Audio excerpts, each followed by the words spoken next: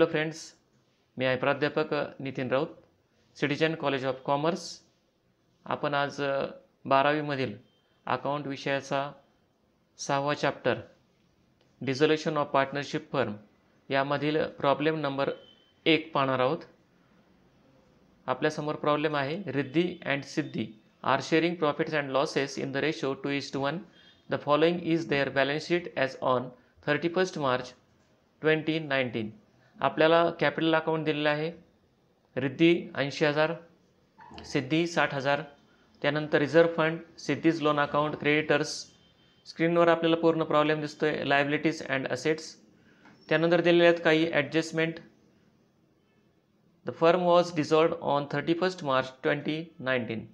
Assets released as follows. Asset release कितीला झाल्यात ते दिलेलं आहे.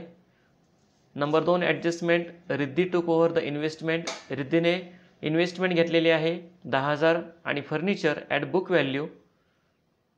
त्यानंतर number 3, Siddhi agreed to accept 3,000 in full settlement of her loan account. सिद्धीचं लोन अकाउंट 4,000 आहे, परंतु 3,000ला सेटलमेंट करणार आहे ते. त्यानंतर dissolution expenses amounted 4,000. Interest receivable could not be recovered. Interest receivable आलेलं नाही, त्याच्यामुळं आपण ते घेणार नाही आहेत. उदाहरण सोडवलेलं आहे. आपण फक्त ज्या ज्या एंट्री करणार आहेत त्या सर्व एंट्रीज हायलाईट केल्या जातील. सुरुवातीला दिलेलं आहे, आपण सुरुवात करू. Capital account Riddhi 80,000, Siddhi 60,000. Capital अकाउंटला आपल्याला ट्रान्सफर करायचे आहेत. सुरुवातीला आपण 3 अकाउंट आखून घेऊ. त्यानंतर partners capital account by balance brought down, Riddhi 80,000 आणि सिद्धी 60,000. सुरुवातीला आपण एक लायबिलिटीज ट्रान्सफर करून घेऊ. त्यानंतर आहे रिझर्व्ह फंड. रिझर्व्ह फंड आहे 16,000. त्यांचा रेशोमध्ये ते वाटप करायचे आहेत 2:1. रिझर्व्ह फंड कॅपिटल अकाउंटला क्रेडिट होईल बाय रिझर्व्ह फंड अकाउंट 10,667 आणि 5,333. रिझर्व्ह फंड ट्रान्सफर झालेला आहे. त्यानंतर आपल्या जर्नल एंट्रीनुसार एक स्टेपने आपण प्रॉब्लेम सोडवणार आहे.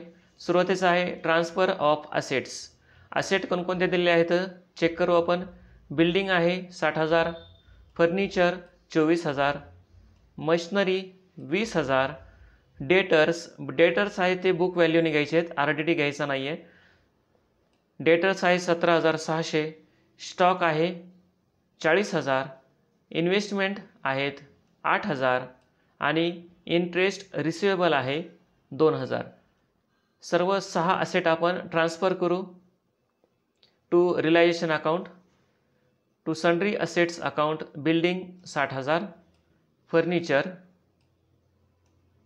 मशिनरी, डेटर्स, स्टॉक, इन्व्हेस्टमेंट आणि इंटरेस्ट रिसिवेबल.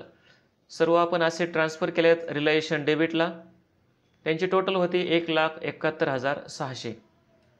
दुसरी स्टेप आहे ट्रान्सफर ऑफ लायबिलिटीज. आपल्याकडे कोणकोणत्या लायबिलिटीज आहेत?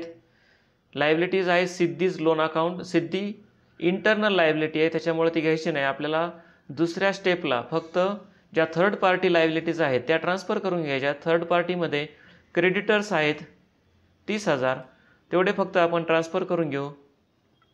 Relation account credit bye sundry liabilities, creditors आहेत 30,000. असेट आणि लायबिलिटी ट्रान्सफर केल्यानंतर पुढची स्टेप आहे ट्रान्सफर ऑफ रिझर्व्स. आता आपल्याला रिझर्व दिसत आहेत फक्त RDD 1,600. RDD ट्रान्सफर करून घेऊ आपण 1,600 by RDD 1,600 relation account credit. त्यानंतर आहेत रिलेशन ऑफ असेट्स. असेट किती किमतीला रिलीज झाल्या हे पाहू आपण. Adjustment number 1.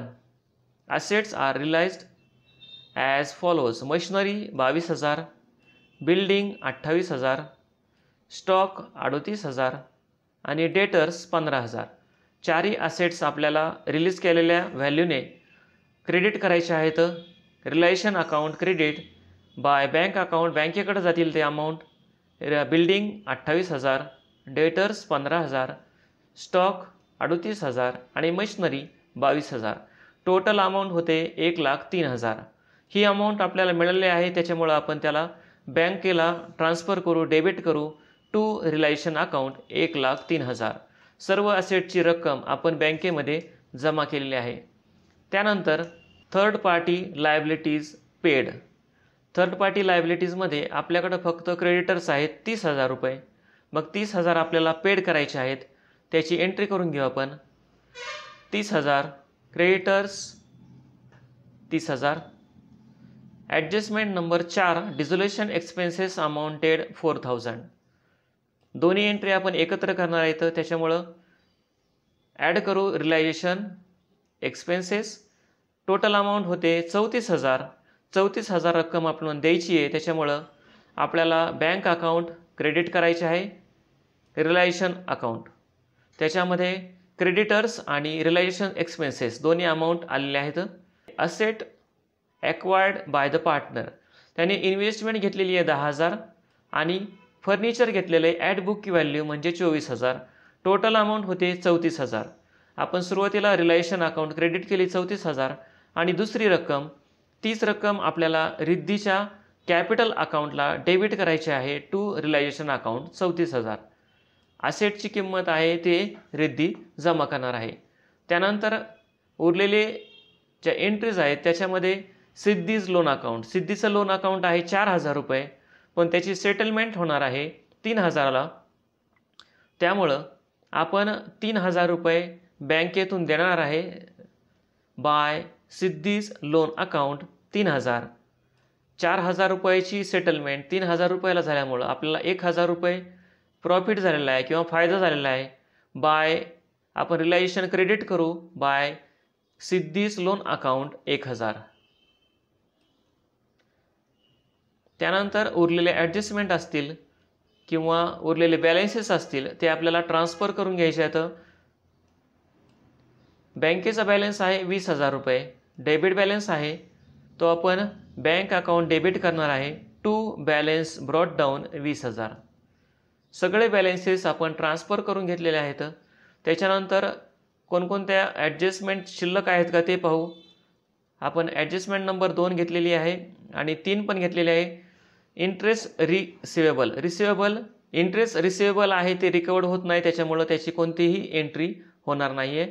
त्यानंतर आपल्याला एक अकाउंट जे आहे ते क्लोज करायचं आहे. सुरुवातीचं आहे आपलं रिलायझेशन अकाउंट.